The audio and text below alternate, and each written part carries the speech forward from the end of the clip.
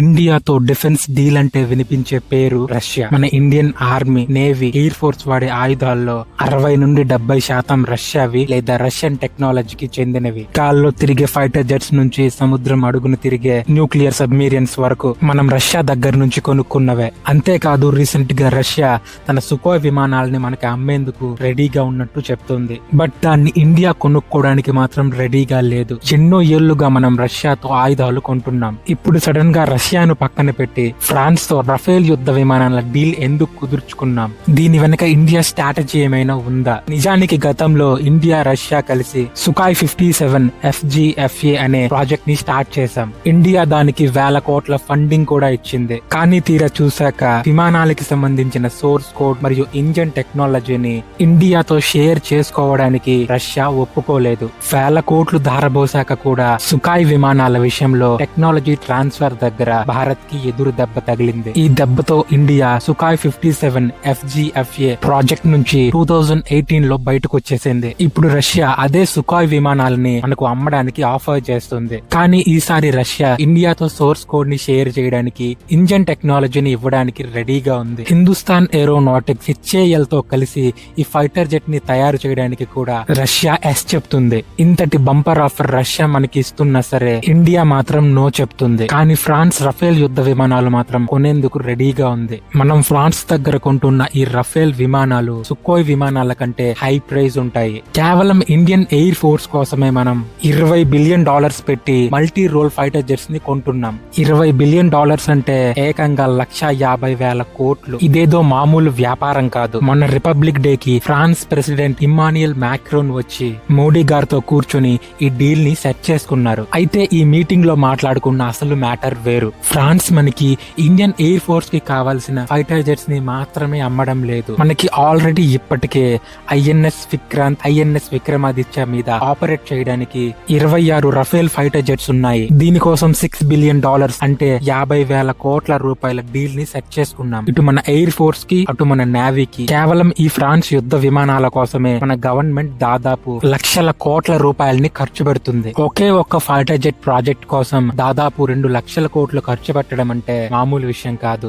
అయితే అందరికి ఇక్కడే ఒక డౌట్ వస్తుంది. డబుల్ రేట్ పెట్టి ఫ్రాన్స్ తో రఫేల్ యుద్ధ విమానాలు కొనే బదులు సగం రేటుకే సుఖాయ్ విమానాలు రష్యా దగ్గర కొనొచ్చు కదా. అయితే ఇది పైకి చూడడానికి కరెక్ట్ గానే అనిపిస్తుంది. కానీ దీని వెనక ఒక పెద్ద సీక్రెట్ ఉంది. అదే లైఫ్ సైకిల్ కాస్ట్. రష్యా విమానాలు కొనడానికి చాలా చవక ధరకు వస్తాయి. కానీ వాటిని మెయింటైన్ చేయడానికి మన ఎయిర్ ఫోర్స్ కి చుక్కలు కనిపిస్తుంది. క్లియర్ గా చెప్పాలంటే రష్యన్ ఫైటర్ జెట్స్ యొక్క లైఫ్ సైకిల్ చాలా తక్కువ. అంటే వాటి ఇంజిన్ లైఫ్ చాలా తక్కువ. ఇవి చాలా త్వరగా పాడవుతాయి. మళ్ళీ కొని కొత్త ఇంజిన్స్ ని వెయ్యాల్సి ఉంటుంది. దీనికి తోడు రష్యా యుక్రెయిన్ యుద్ధం వల్ల రష్యా దగ్గర నుంచి రావాల్సిన fighter jet spare parts time కి అస్సలు రావడం లేదు. మన సుకోయ్ విమానాలు ఏ టైం కి చూసుకున్నా 40% పైగా రిపేర్స్ లోనో లేదా స్పేర్ పార్ట్స్ అందక షెడ్లలోనో ఉంటున్నాయి. కానీ ఫ్రాన్స్ రఫేల్ విమానాల లెక్క వేరు. కొనడానికి చాలా కాస్ట్లీగా అనిపిస్తాయి. కానీ వీటి ఇంజన్లు చాలా పవర్ఫుల్. మెయింటెనెన్స్ ఖర్చు కూడా చాలా తక్కువ.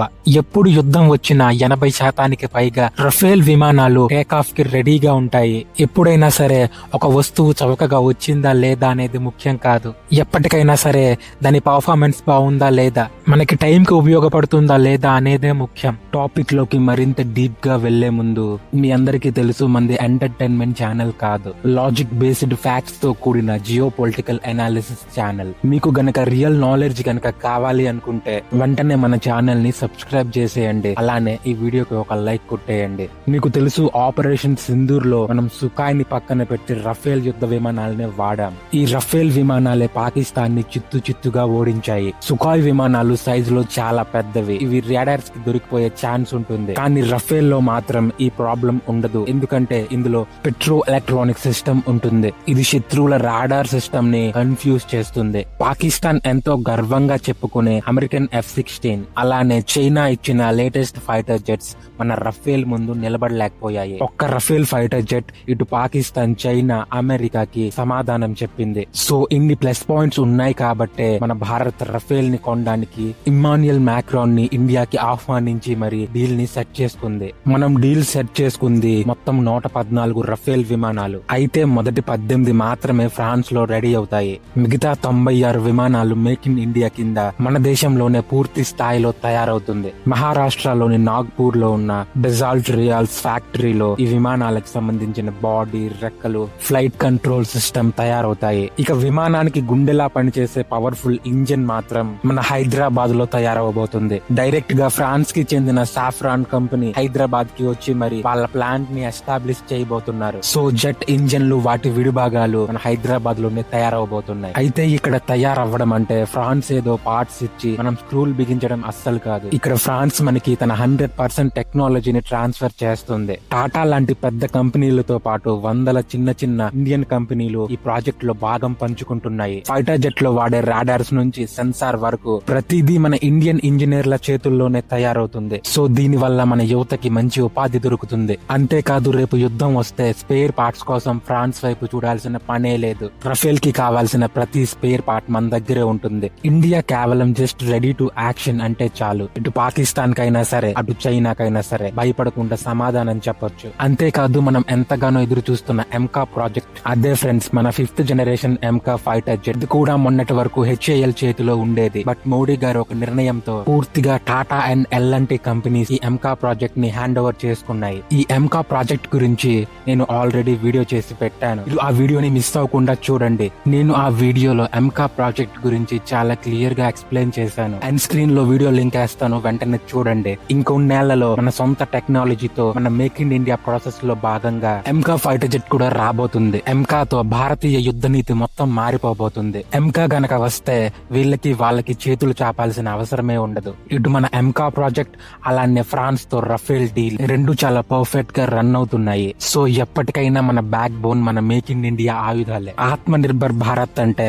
ఎవరి మీద ఆధారపడకుండా మన కాళ్ళ మీద మనం నిలబడ్డాం. అలానే ఇటు రష్యా, ఫ్రాన్స్ లాంటి దేశాలతో ఫ్రెండ్షిప్ ఉండాలి. అలానే మన కాళ్ళ మీద మనం నిలబడాలి. ఎప్పటికైనా సరే మన దేశ ప్రయోజనాలే మనకి ముఖ్యం. సో ఫ్రెండ్స్, ఇండియా తీసుకున్న ఈ పవర్ఫుల్ డిసిజన్ పై మీ ఒపీనియన్ ఏంటి? మోడీ గారు చేసింది రైట్ ఆర్ రాంగ్? రష్యాని పక్కన పెట్టి ఫ్రాన్స్ తో డీల్ సెట్ చేసుకోవడాన్ని మీరు ఎలా చూస్తారు? మర్చిపోకుండా కామెంట్స్ లో తెలియజేయండి. వీడియోని ఇంతవరకు చూసినందుకు చాలా థ్యాంక్స్. ఇంతవరకు చూసారంటే ఈ ఎనాలిసిస్ మీకు నచ్చే ఉంటుంది. సో ఇలాంటి పవర్ఫుల్ వీడియోస్ మీ దాకా చేరాలనుకుంటే వెంటనే మన ఛానల్ ని సబ్స్క్రైబ్ చేసేయండి. లైక్ చేసి మీ ఫ్రెండ్స్ అండ్ ఫ్యామిలీకి షేర్ చేయండి. మరో ఇంట్రెస్టింగ్ వీడియోతో మళ్ళీ కలుద్దాం. జై హింద్.